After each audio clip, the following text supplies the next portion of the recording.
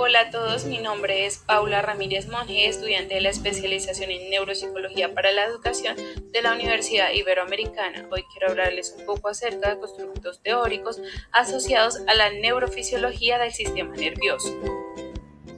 Empecemos un poco hablando del impulso nervioso o eléctrico, que es una señal que se transmite de neurona en neurona y que tiene como finalidad pasar la información sensitiva o motora hasta llegar a la estructura del cuerpo donde se genera el estímulo desencadenante.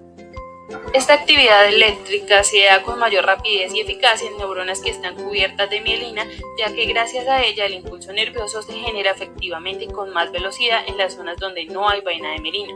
Para que el impulso nervioso pueda darse adecuadamente es necesario que en la zona neuronal existan las diferentes cargas, tanto positivas como negativas, y que las sustancias que se intercambian no surjan en efecto contrario. Además, son necesarios los neurotransmisores que permiten la entrada y salida de iones.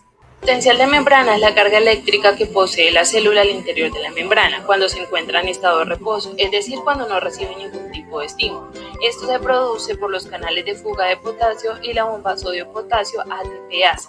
Este potencial de reposo está determinado por los gradientes de concentración de iones a través de la membrana y la permeabilidad de la membrana para cada tipo de ion. Los iones se desplazan por sus gradientes mediante canales, lo que conduce a una separación de cargas que crea el potencial de reposo. Debido a que hay una diferencia de potencial en la membrana celular, se dice que la membrana está polarizada.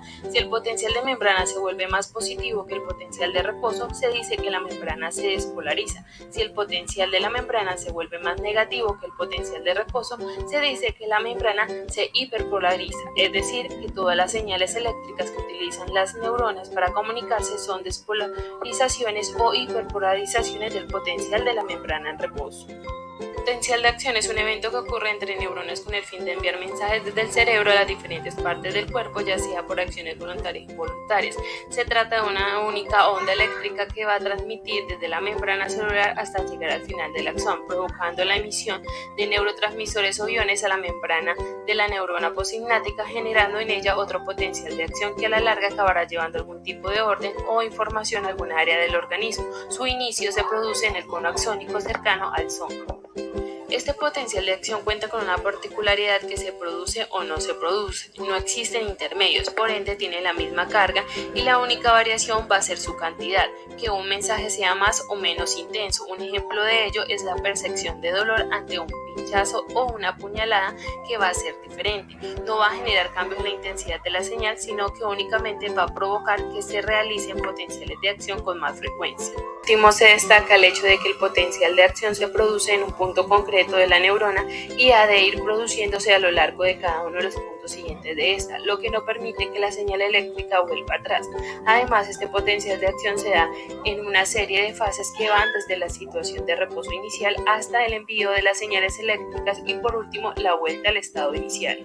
El primer paso es el potencial de reposo, que supone un estado basal en el que aún no se ha producido alteración que conduzca al potencial de acción. Segundo, la despolarización es la estimulación que genera que se produzca en la membrana de la neurona un cambio eléctrico de suficiente intensidad excitatoria como para generar que los canales de sodio del cono de axón se abran de tal manera que los iones de sodio cargados positivamente entran en forma masiva.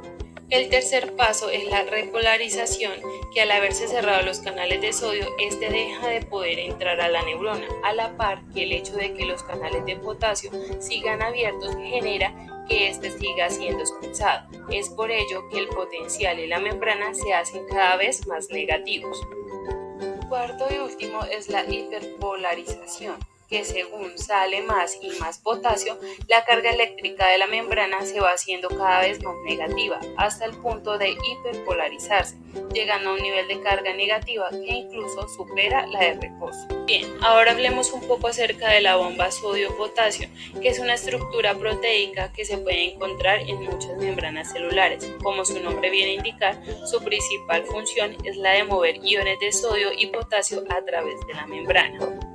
Este proceso ocurre en forma de transporte activo, haciéndolo en contra del gradiente de concentración.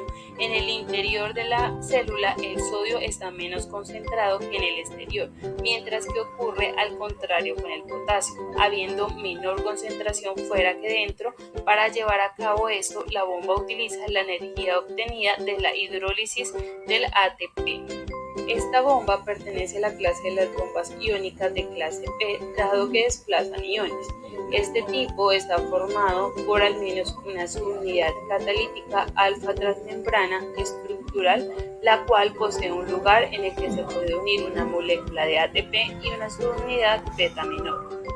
Esto se relaciona con la principal función de la bomba sodio-potasio, que consiste en mantener la homeostasis del medio intracelular, controlando las concentraciones de estos dos iones, para conseguir este objetivo y realizar procesos fundamentales como el transporte de iones, control del volumen celular, generación del potencial de membrana y mecanismos de acción.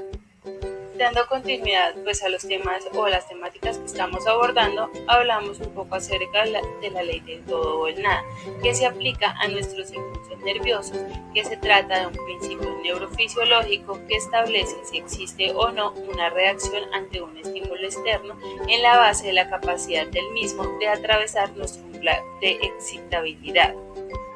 Este umbral de excitabilidad es la cantidad de estímulos que se necesita para producir la actividad de una neurona, que se regirá por la ley del todo o nada. De acuerdo a ello, si el estímulo es débil, entonces no se conseguirá sobrepasar el umbral de excitabilidad y por tanto no se producirá ningún tipo de reacción. Cuando el estímulo atraviesa el umbral, se produce un todo, es decir, una reacción. Para dar finalidad al video, hablaremos un poco acerca de la sumación espacial y temporal, partiendo de que la suma espacial es el efecto adictivo de los EPSP o ISPS que se originan simultáneamente en diferentes neuronas presinápticas sobre el potencial de membrana de la neurona postsináptica. Esto implica múltiples sinapsis que están activas simultáneamente.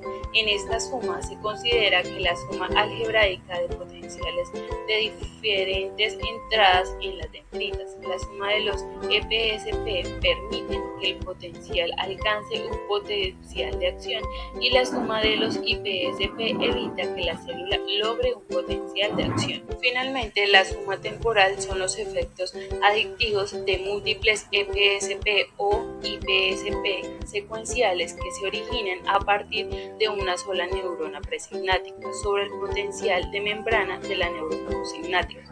Se trata de una sinapsis única que se activa repetitivamente. La suma temporal ocurre cuando la duración del tiempo es suficientemente largo y la frecuencia de aumentos en los potenciales es lo suficientemente alta como para alcanzar el potencial de acción. Es decir, la suma espacial implica múltiples sinapsis, mientras que la suma temporal implica una sola sinapsis. Además, en la suma temporal, las EPSP ocurren rápidamente una tras otra, mientras que en la suma espacial todas las ESPS ocurren al mismo tiempo.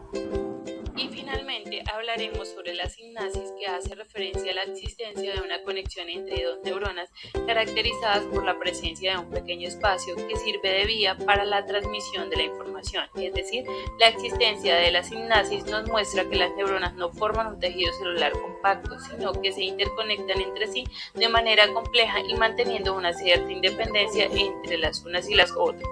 La función principal de esta conexión es la de permitir la transmisión de información entre las diferentes neuronas. Se trata de un elemento fundamental en el funcionamiento del organismo, posibilitando la realización y coordinación de todos los procesos que permiten realizar las diferentes funciones vitales, así como las capacidades físicas y mentales, tanto básicas como superiores.